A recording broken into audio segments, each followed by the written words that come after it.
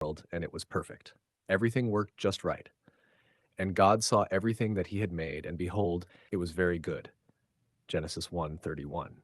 He made people, and he was close to them. He walked with them. They weren't afraid of him. It was a friendship. But people didn't stay that way. We all went our own direction, doing things our way instead of God's way. All we like sheep have gone astray. We have turned every one to his own way. Isaiah 53:6. That choice separated us from God. Pain, death, and brokenness came into the world. Therefore, just as sin came into the world through one man and death through sin, and so death spread to all men because all sinned. Romans 5, verse 12. God had to block the tree of life. If people ate from it in that broken state, they would live forever stuck in sin. So he sent them out of the garden. Then the Lord God said, Behold, the man has become like one of us in knowing good and evil. Now lest he reach out his hand and take also of the tree of life and eat and live forever. Therefore the Lord God sent him out from the Garden of Eden. Genesis 3, verse 22 to 23. But God didn't give up. He already had a plan. He made a promise, a save people. A covenant is like a deep, serious agreement. But this wasn't just a contract. It was a promise backed by blood, showing how serious it was. Indeed, under the law, almost everything is purified with blood, and without the shedding of blood, there is no forgiveness of sins. Hebrews 9:22. God knew we couldn't keep our side of the promise, so he made the covenant with himself.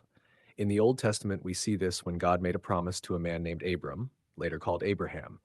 God put Abram into a deep sleep and walked through the middle of the sacrifice himself alone. This showed that God was taking full responsibility for the promise. As the sun was going down, behold, a smoking firepot and a flaming torch passed between these pieces. On that day, the Lord made a covenant with Abram. Genesis 15, verse 7 to 18. That promise pointed forward to Jesus. God came down to earth as a man, Jesus Christ. He lived a perfect life and then took our place, paying the price for all the wrong we've done. Though he was in the form of God, he humbled himself by becoming obedient to the point of death, even death on a cross. Philippians 2, 6, 8.